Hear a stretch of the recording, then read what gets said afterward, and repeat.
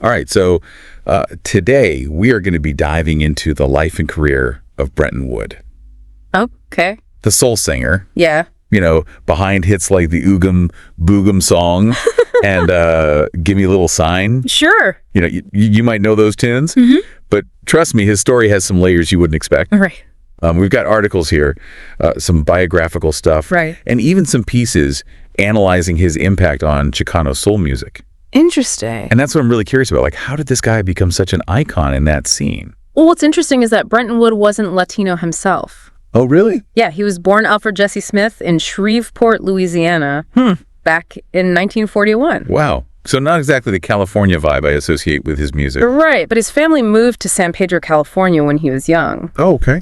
And those early years in California seem to have been really formative. I bet California in the 50s and 60s talk about a musical melting pot. Yeah. Were those the years he got into guys like Jesse Belvin and Sam Cooke? Exactly. Those were his early influences, and you can definitely hear that smooth, soulful sound in his own music. Yeah. But there's also a playful energy in his music, a bit of a California sunshine vibe that sets him apart. Okay, so we've got the Louisiana roots, the California influences, and then there's the stage name. Where did Brenton Wood come from? That's actually a bit of a mystery. Really? Some say it was inspired by Brentwood, the affluent LA neighborhood. Okay. Others point to Bretton Woods, but that seems like a stretch. Honestly, the origin of the name is still debated.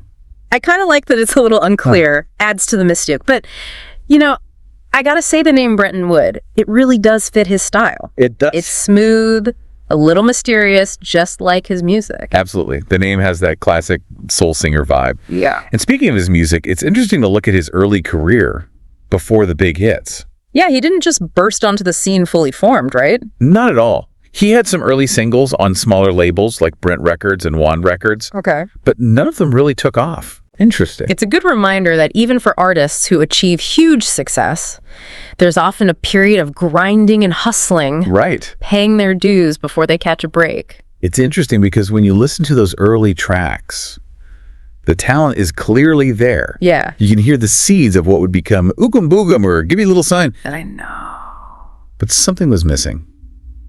What do you think it was?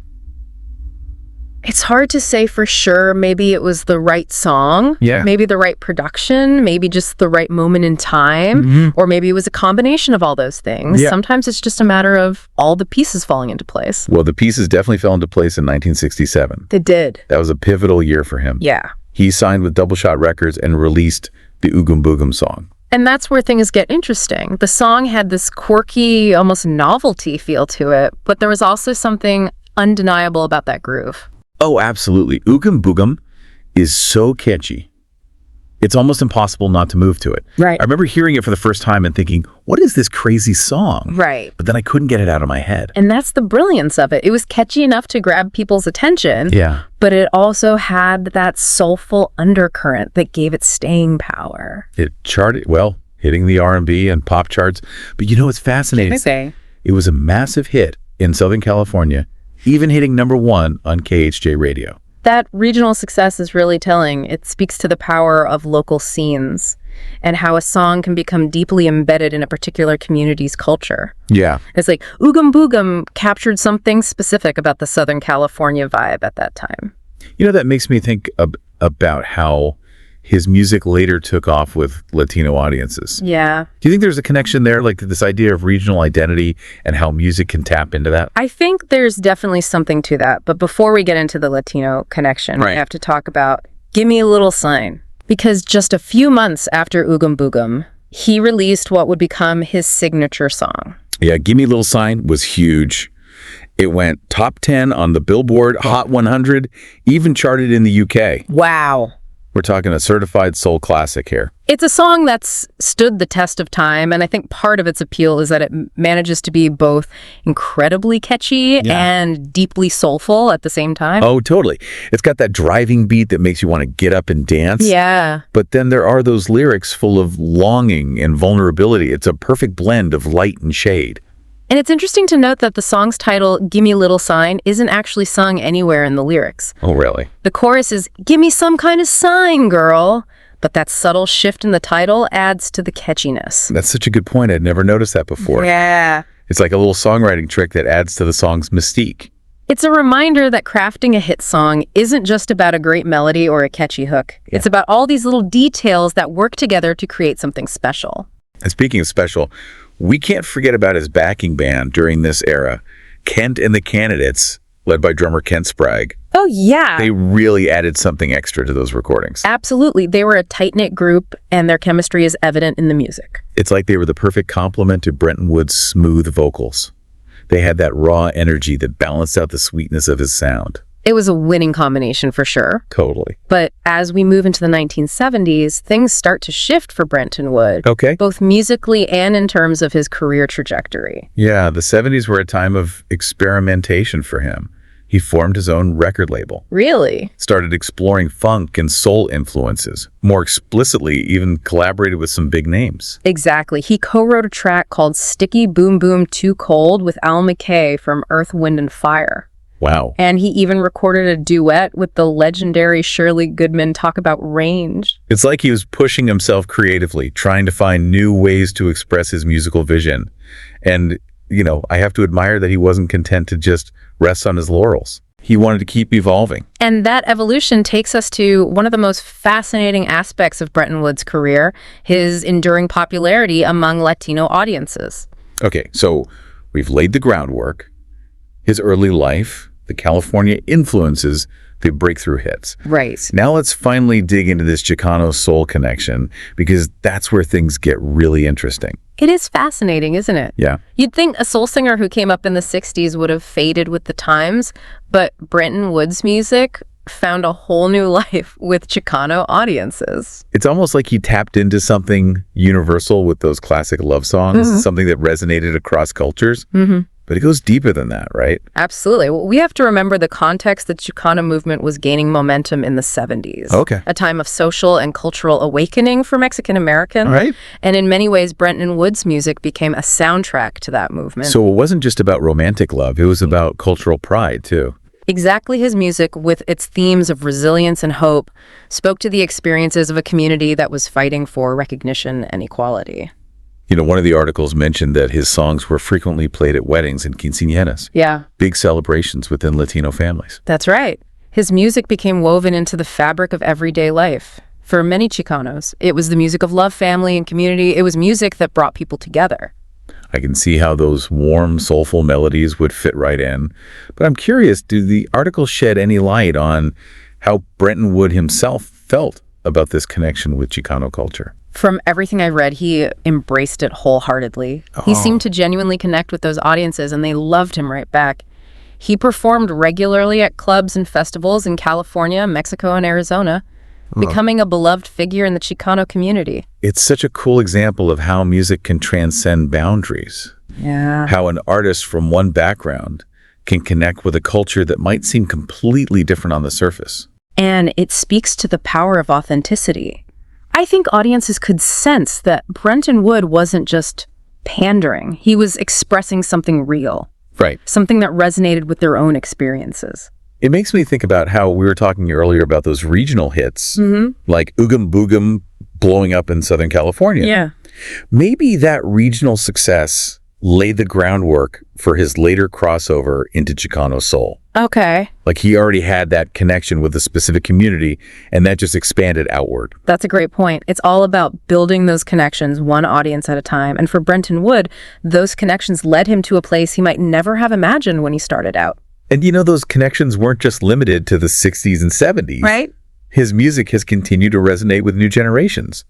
I mean, the Oogum Boogum Song being used in a Kinder Joy commercial, that's pretty wild. It is, and it speaks to the timeless quality of his music. Those melodies, those grooves, they just have a way of getting under your skin, no matter what your age or background. It's funny because when you think about it, the Oogum Boogum Song is such a quirky tune, almost a novelty song. Yeah. But there's a depth to it, a sincerity in Brenton Wood's delivery that elevates it beyond just a catchy hook. Exactly. There's a playful energy there, but it's grounded in real emotion. Yeah. And that's what makes it so enduring. Right. It's fun, it's catchy, but it also has heart.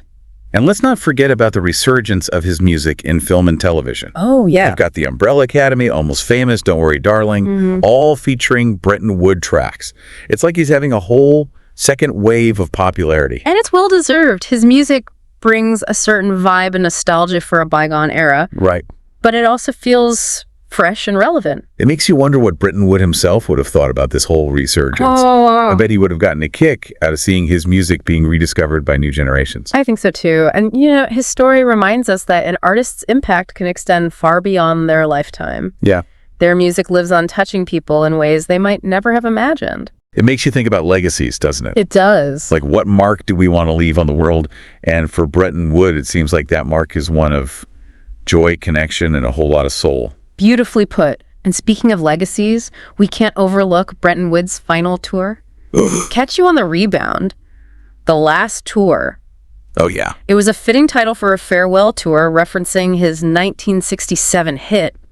Sadly, the tour was cut short when he was hospitalized in 2024. Right. And then, of course, he passed away at his home in Moreno Valley, California in January of 2025. It's a reminder of the fragility of life, but also of the enduring power of music. Brenton Wood's songs continue to bring joy to people all over the world, even though he's no longer with us. As we're talking about his passing and his legacy, I keep thinking about his connection with Chicano culture. I was just thinking the same thing. It's such a unique aspect of his story. Yeah. And it speaks volumes about the power of music to bridge cultural divides. It's like he found a true home within that community. Yeah. And his music became part of their cultural fabric. Yeah. And they, in turn, helped to keep his music alive, passing it down through generations.